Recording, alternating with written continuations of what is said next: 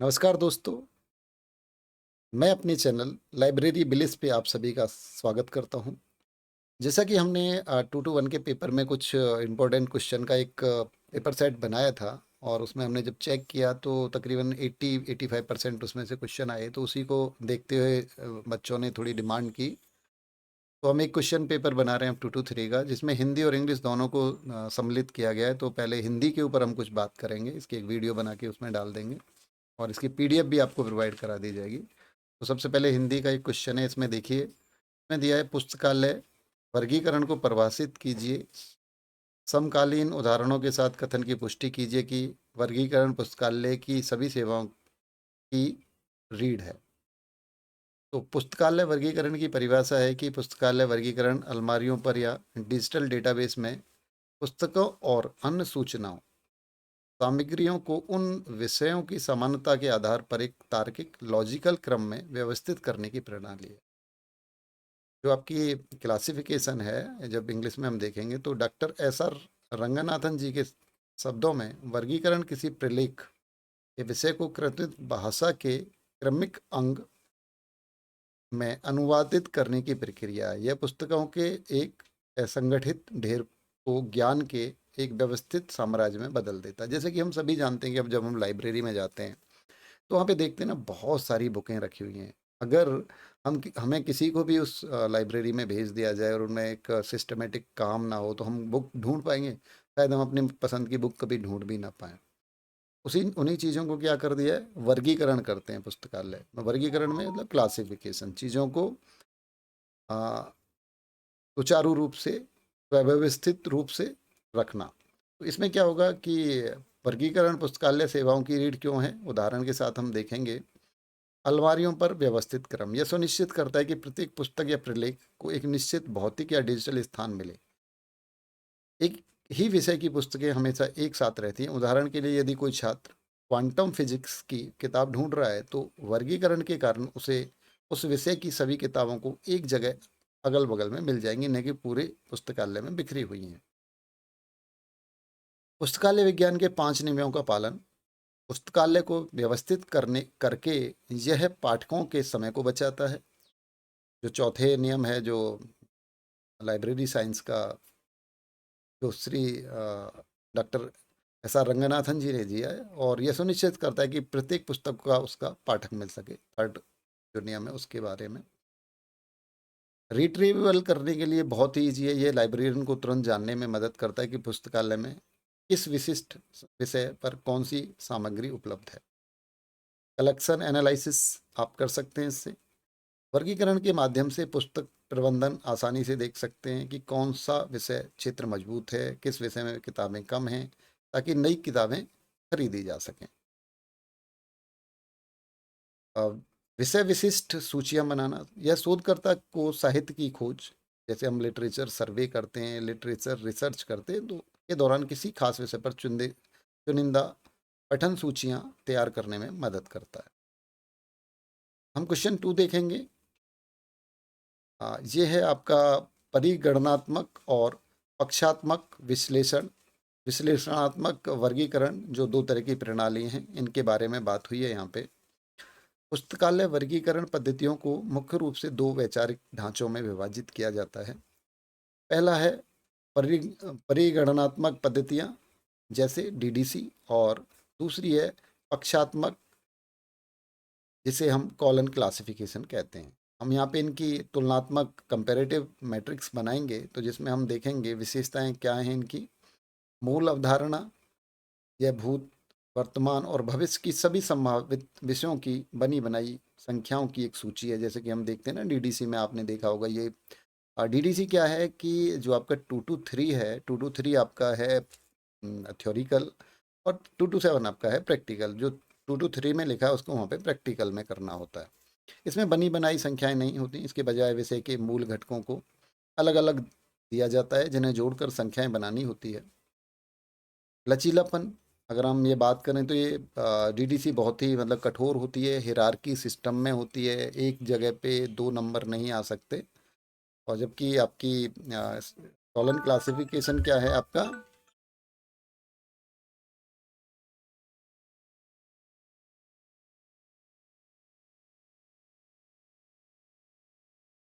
ये अत्यंत गतिशील और असीमित रूप से लचीली होती है। संरचना, यह संरचना रैखिक और ऊपर से नीचे होती है, जो हायरार्की कल मैंने अभी आपको बताया। यह डॉक्टर रंगनाथन की 5 श्रेणियों पर आधारित एक आयामी ढांचा है। लाभ और सीमाएं, अ, हर प्रणाली के कुछ सिस्टम आपको लाभ मिलेंगे, कुछ की कुछ सीमाएं होंगी। तो लाभ क्या है? इनका उपयोग करना बहुत सरल है। जो हम डीडीसी के बारे में कर रहे हैं, लाइब्रेरियन को बहुत गहरे विश्लेषण की आवश्यकता नहीं होती। ये बस विषय अनुक्रमण का जैसे रिलेटिव इंडेक्स में शुद्ध देखते हैं और बनी बनाई संख्या चुन लेते हैं। इससे वैश्विक स्तर पर एक रूपता बनी रहती है। सीमाएं, इनकी सूचियां, शेड्यूल्स हैं इनकी, जो वॉल्यूम 2 है, बहुत भारी और मोटी हो जाती है। जटिल या मिश्रित विषयों के लिए यह सटीक संख्या नहीं दे पाती है, जिससे केवल अनुमानित संख्याओं से काम चलाना पड़ता है। जबकि हम आपकी कॉलन क्लासिफिकेशन में देखेंगे तो लाभ, इनकी अनुसूचियां बहुत पतली और संक्षिप्त होती हैं, क्योंकि इनमें केवल घटक होते हैं। ये किसी भी नए या जटिल आधुनिक विषय के लिए बिल्कुल सटीक क्लास नंबर बनाने की क्षमता रखती हैं, जो पद्धति के बनते समय अस्तित्व में नहीं था। सीमाएं, ये काफ़ी जटिल हैं और इसके लिए लाइब्रेरी को गहन मानसिक प्रशिक्षण की आवश्यकता होती है। अलग अलग लाइब्रेरियन नियमों की अलग अलग व्याख्या करके एक ही किताब को दो अलग संख्याएं भी बना सकते हैं। थिसारस, थिसारस क्या है? ये एक मानक थिसारस की संरचना का वर्णन कीजिए। आधुनिक सूचना पुनः प्राप्ति प्रणाली में इसकी क्या महत्वपूर्णता है? सूचना पुनः प्राप्ति थिसारस नियंत्रित शब्दावली का एक संरचित रूप है, जो शब्दों के बीच में पदानुक्रमित समानार्थी और सहचारी संबंधों को प्रदर्शित करता है। इसका उपयोग इंडेक्सिंग में यह सुनिश्चित करने के लिए किया जाता है कि इंडेक्स करने वाला व्यक्ति और जानकारी खोजने वाला यूजर दोनों एक ही सटीक शब्दों का उपयोग करें। जो थिसारस प्रविष्टि की संरचना है, यह मानक थिसारस प्रविष्टि एक मुख्य शब्द के इर्द गिर्द घूमती है और नीचे दिए गए संकेतकों का उपयोग करके अपने वैचारिक नेटवर्क को दर्शाती है। प्लेन टेक्स्ट, सोलर एनर्जी मुख्य स्वीकृत शब्द। एसएन यहाँ पे है कार्य क्षेत्र प्रणाली। इसका उपयोग सूर्य के प्रकाश से बिजली उत्पादन करने के लिए डेटा करें। यूएफ यूज फोर के लिए प्रयुक्त है। पीटी इस तरीके से इसमें आपको दिया, स्कोप नोट है, यूज्ड फॉर है। आप इनको लिख के नंबर ठीक ठाक ले सकते हैं। और सूचना प्राप्ति में भूमिका क्या है? समानार्थी शब्दों पर नियंत्रण, ये भटकाव को रोकता है। जैसे कैंसर को मुख्य शब्द चुनकर यह है न्यूप्लाज्म या मेलिटियम ट्यूमर जैसे शब्दों को फिल्टर कर देता है। खोज की सटीकता बढ़ाना, यदि किसी यूजर को बहुत अधिक परिणाम मिल रहे हैं तो थिसारस एंटी के माध्यम से खोज को छोटा करने में मदद करता है। यदि कोई परिणाम नहीं मिल रहा है तो बीटी और आरटी के माध्यम से खोज के दायरा को बढ़ाता है। मेटा डेटा को परिभाषित कीजिए और प्राथमिक कार्यात्मक प्रकारों का वर्णन कीजिए और Dublin core Meta data record के सभी 15 मूल तत्वों की सूची बनाएं। परिभाषा, मेटा डेटा का पारंपरिक रूप से डेटा के बारे में डेटा होता है, एक के रूप में परिभाषित किया जाता है। डिजिटल लाइब्रेरी के संदर्भ में एक संचरित विवरण है जिसका उपयोग ऑनलाइन नेटवर्क पर डिजिटल संपत्तियों जैसे पीडीएफ, ई बुक्स, वेब पेज, वीडियो को खोजने, पहचानने, ट्रैक करने के और प्रतिबंधित करने के लिए किया जाता है। तो डेटा के बारे में, डेटा जैसे हम समझें कि आपने एक कोई लिटरेचर सर्वे रिपोर्ट बनाई, तो उसमें आपने बहुत सारे डेटा का यूज किया कि ये बुक किसके द्वारा लिखी गई, ये बुक किसके द्वारा लिखी गई, फिर उनका भी हम एक बिब्लियोग्राफी बना लेते हैं। तो ये क्या हुआ? डेटा के ऊपर डेटा, डेटा के बारे में डेटा। हमने पहले जो डेटा लिया उसको भी हमने डेटा के रूप में ले लिया। अब मेटा डेटा के प्राथमिक प्रकार क्या हैं? एक है आपका वर्णनात्मक, जिसको इसका उपयोग संसाधनों को खोजने और पहचानने के लिए किया जाता है। जैसे कि हम किसी भी डेटा में क्या करते हैं, उसका शीर्षक, टाइटल, ऑथर, कीवर्ड, सारांश से आधे तत्व शामिल करते हैं। एक होता है आपका संरचनात्मक मेटा डेटा। यह बताता है कि जटिल डिजिटल वस्तुएं आपस में कैसे जुड़ी हैं। उदाहरण के लिए एक ई बुक बनाने के अलग अलग स्कैन किए गए पन्नों को किस क्रम में लगाया जाता है। इसके बाद में एडमिनिस्ट्रेटिव मेटा डेटा, ये फाइल को प्रतिबंधित करने के लिए तकनीकी जानकारी देता है, जैसे फाइल का प्रकार क्या है, निर्माण की तिथि क्या है, कॉपीराइट अनुमतियां और डिजिटल संरक्षण के नियम। अभी जो डबलिन कोर के जो 15 मूल तत्व थे वो क्या हैं आपके? टाइटल होगा मेटा डेटा में, जिससे कि आप क्या करेंगे, डबलिन कोर ने मानक अपनी सरलता और अंतर्राष्ट्रीय लचीलेपन के लिए जाना जाता है। इसके लिए कोर सेट के ठीक 15 तत्व शामिल हैं। जैसे आपका टाइटल हो गया, क्रिएटर हो गया, जो भी बस बनाने वाली बुक है, सब्जेक्ट क्या है उसका, जिससे कि हम उसका क्लासिफिकेशन कर सकते हैं, डिस्क्रिप्शन उसके बारे में जानकारी, पब्लिशर कौन है, कंट्रीब्यूशन और डेट ऑफ पब्लिकेशन, इस टाइप की सामग्री है, टेक्स्ट है, इमेज है, सॉफ्टवेयर है, format, identifier, source, language, relation, coverage, rights, इसको क्या ये आप लिख सकते हैं। इसके बाद में आपके जो छोटे वाले क्वेश्चन है 5 मार्क वाले, आप उनको देखें। सबसे पहले क्या है, आपको नोटेशन के बारे में पूछा है। नोटेशन क्या है? अंकन हिंदी में कहेंगे। पुस्तकालय वर्गीकरण में एक अच्छे अंकन के आवश्यक गुणों को स्पष्ट कीजिए। अब जो आपका नोटेशन है क्या, प्रतीकों की संख्याएं, अक्षर या विराम चिन्ह, जो कि हम जो कार्ड बनाते हैं आप उसमें देखेंगे कि एक व्यवस्थित प्रणाली है, उसका उपयोग वर्गीकरण पद्धति के लिए भीतर विषयों को, वर्गों को दर्शाने के लिए किया जाता है। यही प्रतीक मिलकर क्लास नंबर बनाते हैं। क्लास नंबर क्या है आपका? बुक नंबर और कॉल नंबर दोनों को मिला के क्या बनता है? Class number. Call number, class number और बुक नंबर को मिला के कॉल नंबर बनता है। ठीक है। एक अच्छे नोटेशन के गुण क्या होंगे? समानुकूलता होगी, इसमें बिना पुरानी व्यवस्था को बिगाड़े नए आने वाले इस विषयों को उनके सही तार्किक स्थान पर जगह देने की क्षमता होती है। सिंपलिसिटी होती है, इसमें पढ़ने, लिखने और याद रखने में आसान होता है। ब्रेविटी, शुद्धता से समझौता किए बिना क्लास नंबर जितना संभव हो उतना छोटा होना चाहिए। और उच्चारणीयता, इसे ऐसा होना चाहिए कि जिसे स्टाफ और पाठक आसानी से बोल सकें। अंकन में स्वीकारता, हॉस्पिटलिटीज इन नोटेशन को परिभाषित कीजिए, समझाइए कि एक पंक्ति का व्यू में कैसे इसको प्राप्त किया जा सकता है। अंकन में स्वीकार्यता का अर्थ है कि वर्गीकरण पद्धति की वह क्षमता जिसके द्वारा वह बिना अपनी स्थापित संरचना को छोड़े अनंत संख्याओं में नए विषयों या उपवर्गों को अपने भीतर समाहित कर सके। एक व्यू की विशेषता के आधार पर बने समान रैंक वाले विषयों की एक क्षैतिज पंक्ति होती है। इसमें स्वीकार्यता इन विधियों से प्राप्त की जाती है। इंटरपोलेशन, मिश्रित अंकन का उपयोग करके दो मौजूदा नंबर के बीच का एक नया विषय बनाना। एक्स्ट्रा पोल्यूशन, पंक्ति के बिल्कुल अंत में नए विषय को जोड़ना। सेक्टर नोटेशन, रंगनाथन दादा जी, इसमें किसी भी अंक को, जैसे 9 को खाली रखकर उसके आगे की नई कतार शुरू कर देना।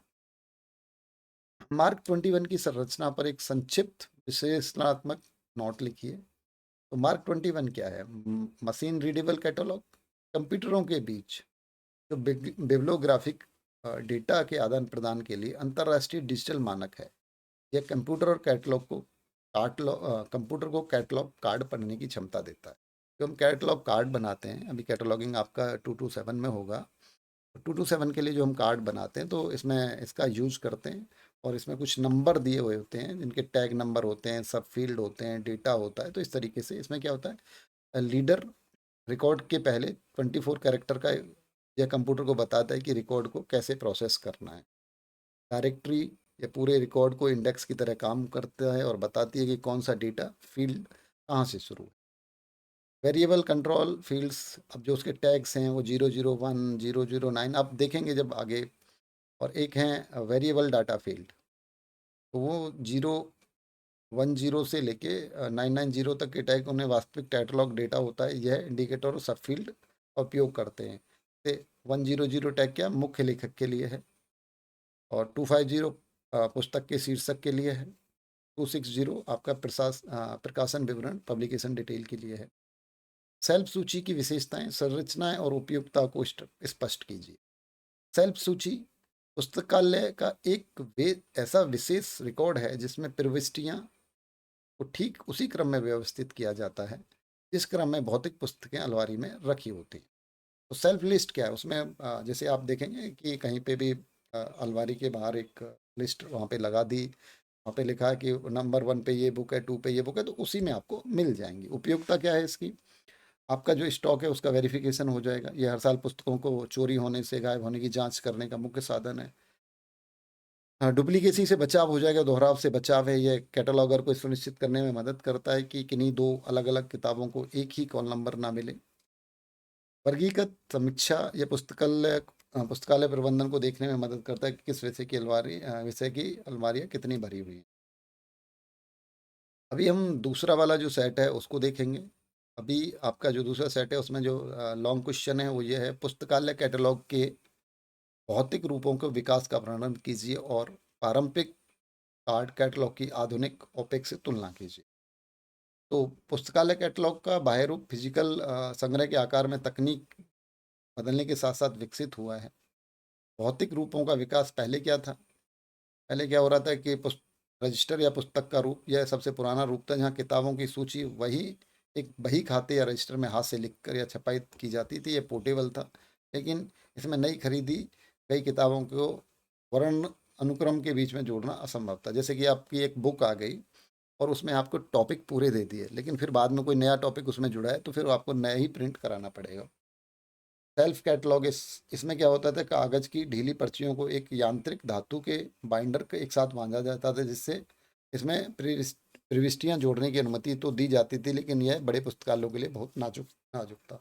फिर कार्ड कैटलॉग आया, यह दशकों तक वैश्विक मानक रहा। इसमें 5x3 इंच के कार्ड को, जो हमें अभी करेंगे लकड़ी के या लोहे के दरवाजे के, वर्णनात्मक रूप में रखा जाता था। इसे मतलब अल्फ़ाबेटिक रूप बोलेंगे इसको, अल्फ़ाबेटिक क्रम में रखा। से नए कार्ड को जोड़ना बहुत आसान है, लेकिन बहुत ही जगह घेरता है। अभी क्या आ गया आपका ऑनलाइन पब्लिक एक्सेस कैटलॉग। यह समकालीन डिजिटल रूप है जहां कंप्यूटर यूज होता है, यह सारा डेटा सर्वर में होता है और कंप्यूटर या इंटरनेट स्क्रीन के माध्यम से खोजा जाता है। अभी इनकी हम तुलना करें कि जो कार्ड कैटलॉग हम बना रहे हैं या ओपेक जो हम करते हैं, तो उनको हम कैसे करें। कार्ड कैटलॉग के बारे में आपको पता नहीं चाहिए, कैटलॉगिंग कार्ड हम बनाते कैसे हैं। और ओपेक क्या है, तो ओपेक का है कि ऑनलाइन पब्लिक एक्सेस कैटलॉग है। स्पेस, इसके लिए भारी और बड़ी लकड़ियों की दराजों की आवश्यकता होगी, क्योंकि उनमें यह पुस्तकालय की फर्श पर बहुत जगह घेरता है। इसके लिए कोई भौतिक स्थान नहीं चाहिए। ये क्या है, आपके एक कंप्यूटर में होगा। खोजने के विकल्प, यूजर को एक समय में केवल एक ही बिंदु खोजता है, या तो लेखक से ढूंढेगा, शीर्षक से या विषय से, जबकि कीबोर्ड पे क्या वो सारी चीज़ें आपको मिल जाती हैं। यूजर एक्सेस, एक समय पे एक ही व्यक्ति कैटलॉग की दराज के सामने खड़ा रहकर उसे देख सकता है। इंटरनेट के माध्यम से असीमित संख्याओं में लोग दुनिया के किसी भी कोने से एक साथ सर्च कर सकते हैं। रख रखाव, यह बहुत ही मैनुअल काम होता है। हर नई किताब के लिए कार्ड टाइप करना, उसे अल्फ़ाबेटिक रूप में लगाना और दराज में फंसाना। यह तुरंत अपडेट होता है कंप्यूटर पर। कैटलॉग पूरी होते ही यह पूरी दुनिया के लिए लाइव हो जाता है। अनुकोष या डिक्शनरी कैटलॉग से आप क्या समझते हैं, इसकी संरचनात्मक लक्षणों, लाभों और परिचालन संबंधी समस्याओं का आलोचनात्मक मूल्यांकन कीजिए। तो परिभाषाएं देखेंगे हम इनकी। अनुकोष या डिक्शनरी कैटलॉग है उसकी। तो डिक्शनरी कैटलॉग क्या है, वह कैटलॉग होते हैं जिसमें पुस्तकालय की सभी प्रविष्टियां, लेखक प्रविष्टि, शीर्षक प्रविष्टि, जो एंट्री होगी प्रविष्टि मतलब एंट्री, विषय एंट्री, क्रॉस रेफरेंस, एक निरंतर अल्फ़ाबेटिक के रूप में मिलता है। इसे डिक्शनरी कैटलॉग इसलिए कहा जाता है क्योंकि डिक्शनरी में क्या होता है कि आपका ए के आएंगे फिर बी के ऐसे ही आते हैं ना, इसलिए डिक्शनरी, क्योंकि ये भाषा की डिक्शनरी की तरह काम करता है। यूजर को बस अक्षर के अनुसार आगे बढ़ते रहना है। जैसे आप डिक्शनरी कोई देखेंगे तो पहले वहाँ पे ए, फिर ए के आगे ए लगेगा, फिर ए के आगे बी लगेगा, ऐसे ही चलता रहता है वो। उपयोगकर्ताओं के लिए अत्यधिक सरल है। किसी भी आम पाठक को ये जो टेक्स्ट हैं इनको पढ़ने की ज़रूरत नहीं है, आप हिंदी वाली शब्दों को पढ़ें। आम पाठक के क्रम को आसानी से समझता है। उसे किताब ढूंढने के लिए किसी कठिन वर्गीकरण प्रणाली के या क्लास नंबर के ज्ञान की आवश्यकता नहीं होती। एकल खोज बिंदु, पाठक को लेख या विषय के लिए अलग अलग कैटलॉग के पास नहीं जाना पड़ता है, एक ही कतार में सब कुछ मिल जाता है। टेक्स्ट पहुंच, यदि कोई पाठक किसी निश्चित पुस्तक का सटीक नाम या लेखन का लेकर आए तो उसे तुरंत ढूंढने का साधन है। परिचालन संबंधी समस्याएं और सीमाएं, संबंधित विषयों का बिखर जाना, चूंकि यह पूरी तरह स्पेलिंग पर निर्भर करता है इसलिए यह आपस में जुड़े विषयों को दूर कर देता है। उदाहरण के लिए बॉटनी डी में मिलेगा, जबकि फ्लावर एफ में मिलेगा, और ट्री आपको टी में मिलेगा। इससे विषयों का तार्किक ढांचा टूट जाता है। बड़े पुस्तकालयों में अत्यधिक भारी होना, लाखों किताबों वाले विश्वविद्यालयों में एक ही सूची बनाना बहुत ही मुश्किल बन जाता है। एक जैसे उपनामों और शब्दों के कारण फाइलिंग बहुत ही भ्रमित करने वाली होती है। क्रॉस रेफरेंस का अत्यधिक बोझ, बिखरे हुए विषयों को जोड़ने के लिए कैटलॉगर को सी और सी आल्सो के बहुत सारे कार्ड बनाने पड़ते हैं, जिससे मेहनत और लागत दोनों बढ़ जाती हैं। कैनफील्ड परीक्षण के विषय संदर्भों में अनुक्रमण प्रणाली इंडेक्सिंग सिस्टम के मूल्यांकन के मापदंडों और निष्कर्षों को स्पष्ट कीजिए। किसी भी इंडेक्सिंग प्रणाली का मूल्यांकन यह जानने के लिए आवश्यक है कि वह कितनी सटीकता से सही जानकारी यूजर के सामने लाती है और फालतू डेटा को रोकती है। मूल्यांकन में मुख्य मापदंड, रिकॉल रेशियो, यह मापता है कि सिस्टम डेटाबेस में मौजूद सभी प्रासंगिक दस्तावेजों को खोजकर बाहर लाने में कितना सक्षम है। परिशुद्धता अनुपात, यह मापता है कि सिस्टम फालतू कचरे को हटाकर केवल काम के दस्तावेज दिखाने में कितना सक्षम है। कैनफील्ड परीक्षण एक ऐतिहासिक मील का पत्थर है। सिरल क्लेबर्न के नेतृत्व में क्रेनफील्ड कॉलेज में किए गए इन परीक्षणों ने विभिन्न इंडेक्सिंग मॉडलों जैसे पक्षात्मक वर्गीकरण, वर्णानुक्रम, विषय शीर्षक और कीवर्ड की दक्षता का मूल्यांकन किया है। कुछ निष्कर्ष और खोजें, विपरीत संबंध, इन परीक्षणों ने यह साबित किया कि रिकॉल और प्रिसीशन के बीच एक उल्टा संबंध होता है। यदि आप रिकॉल को अधिकतम करने की कोशिश करेंगे ताकि कोई दस्तावेज ना टूटे, तो प्रिसीशन गिर जाएगा क्योंकि ये फालतू फाइलों के साथ आ जाएगी। इसके विपरीत कम हो जाएगा। प्राकृतिक भाषा का प्रदर्शन, परीक्षणों में यह पाया गया है कि साधारण प्राकृतिक भाषाएं पर आधारित कीवर्ड इंडेक्सिंग अक्सर जटिल और कृत्रिम वर्गीकरणों की प्रणालियों की तुलना में खोजने में बेहतर या उससे बराबर प्रदर्शन करती है। डिवाइस दक्षता, परीक्षणों ने यह दिखाया कि सिस्टम में शुद्ध का समन्वय परिशुद्धता को नियंत्रित करने में मदद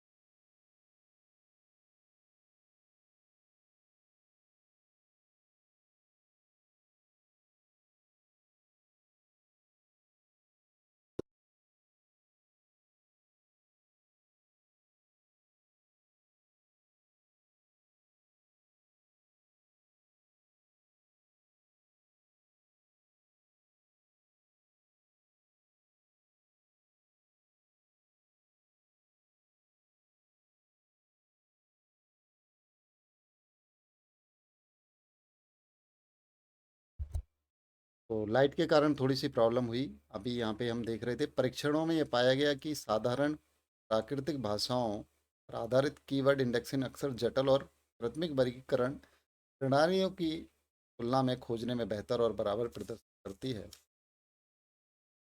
अब यहाँ पे आप देखेंगे Sears list of subject heading की विशेषताओं और संरचनाओं का वर्णन कीजिए।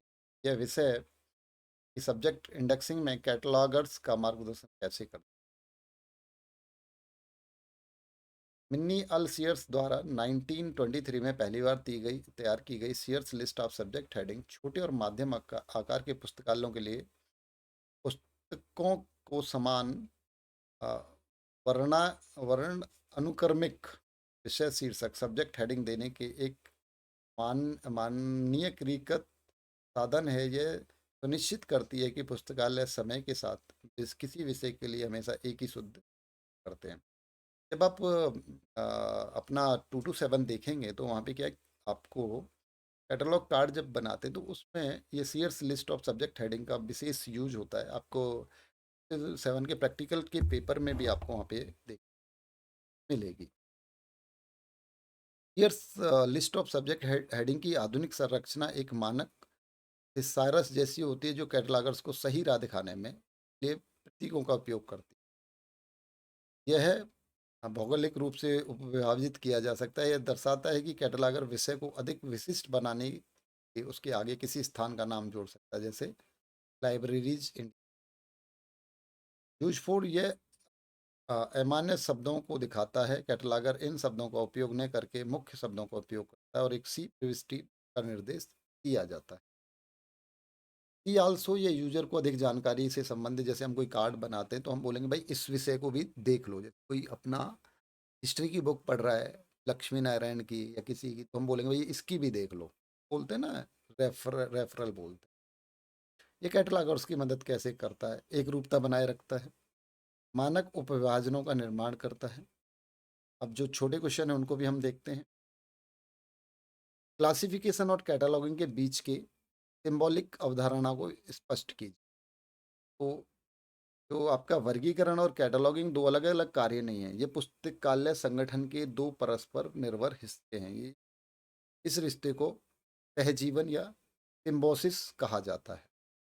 वर्गीकरण किताबों को उनके विषय के अनुसार अलमारियों पर भौतिक रूप से व्यवस्थित, जैसे कि अभी आपके पास में आपने 50 बुक मंगाई, जिसमें से 10 बुक हिंदी की, 10 इंग्लिश की, 5 मैथ, 5 आपकी ज्योग्राफी की और बाकी बची हुई बुक आपकी इकोनॉमिक्स की। तो अब वर्गीकरण क्या करेगा? क्लासिफिकेशन उनको सब्जेक्टों के अनुसार वो अलमारी प्रदान करा दे। कैटलॉगिंग क्या करेगा? उसमें पाठकों उसको उस बुक को पाठकों को लेखक, बुक को किसने लिखा है, उसका शीर्षक क्या है, विषय के माध्यम से उस किताब को ढूंढने का एक्सेस पॉइंट प्रदान करता है। जैसे जो लोग पढ़ने जाते हैं उनको आसानी से कैटलॉगिंग कार्ड पर वही क्लास नंबर लिखा जाता है जो क्लासिफिकेशन द्वारा दिया जाता है। बिना वर्गीकरण के कैटलॉग पाठक को अलमारी तक का पता नहीं बता सकता और बिना कैटलॉग के अलमारी पर रखा हुआ ज्ञान का खजाना पाठकों की नज़र से छिपा रह सकता है। इसके बाद में नॉन बुक मटेरियल क्या है? इनके विभिन्न प्रकारों में जो कुछ हैं बुक हैं, आपने देखा है कि कुछ बुक हैं, आप जानते हैं कि तात्पर्य पुस्तकालय के उन्हीं संसाधनों से पारंपरिक छपी हुई बंधी हुई किताब के प्रारूप में नहीं होते। इनके रख रखाव और कैटलॉगिंग के लिए अलग नियमों की आवश्यकता होती है। ग्राफिक मटेरियल, नक्शे, एटलस, ग्लोब आदि। Audio visual material, audio cassette, CD, DVD आदि। E resources, digital database, flash drive, e books, web page, manuscripts, हाथ से लिखे गए ऐतिहासिक दस्तावेज या पत्र। डॉक्टर एस आर रंगनाथन द्वारा प्रतिपादित चेन इंडेक्सिंग के मुख्य चरणों को रेखांकित।